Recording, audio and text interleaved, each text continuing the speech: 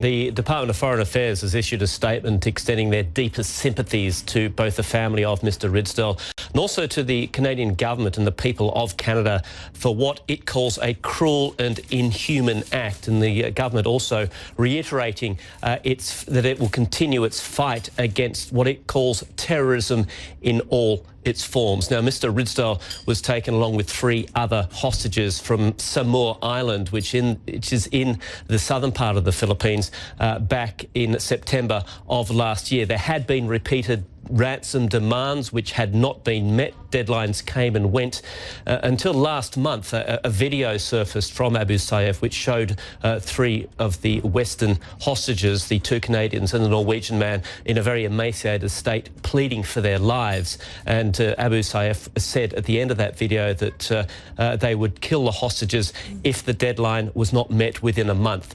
Well, we now know that deadline did pass today, and about 5 hours after the deadline was passed, Aisha, the head of Mr Ridsdel was found in Jolo town, which is on the island of Jolo, which is a particularly restive part of the southern Philippines and a stronghold of Abu Sayyaf.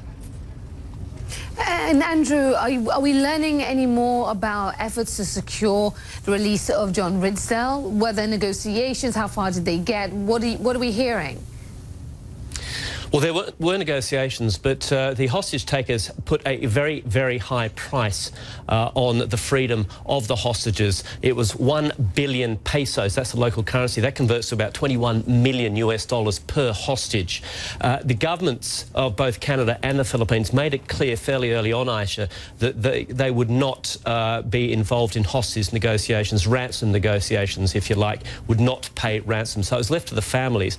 Now we understand that local reports say that the ransom came down by around about a third, to about $6.5 million per hostage, but there was still no way, and this is from friends of Mr Ridsdel, saying that there was no way that the families could afford that sort of payment. So with no payment in sight and the deadline passed, this is the result of that. But certainly the governments have made it clear from pretty much the beginning that they would not be involved in negotiating ransom for hostages.